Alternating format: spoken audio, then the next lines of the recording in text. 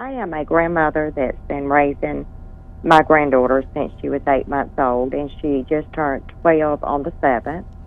I've only had temporary custody of her, and the father's been in her life for the last 5-6 years, and we talked about him legitimating her so that, you know, he could have some rights. And I am just wondering, would a judge sign off, being, you know, it's been so long and she, you know, is 12 years old? It's an interesting question and an interesting scenario that depends a lot on the specific factors, the relationship that she has with that father. And so it's certainly something that could happen.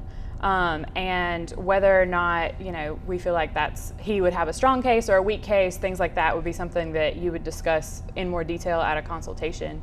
But certainly that legitimation process, especially unfortunately against a grandparent, there's a lot of parental rights afforded to biological mothers and fathers just by default. And it always doesn't seem fair in every case, but it makes it a difficult legal battle for grandparents, aunts, uncles, other non-parent members of a child's life to get that custody and to triumph over a parent in court. Legitimation is an actual process they have to go through. They can't just say that's my child. Correct. There was what they called administrative legitimation process that Georgia used to have in effect that's no longer in effect, that could be signed off on as part of the birth certificate process, but that's no longer in effect. And even when it is, administrative paperwork can get lost and things like that. The safest bet is to go through a full legitimation proceeding.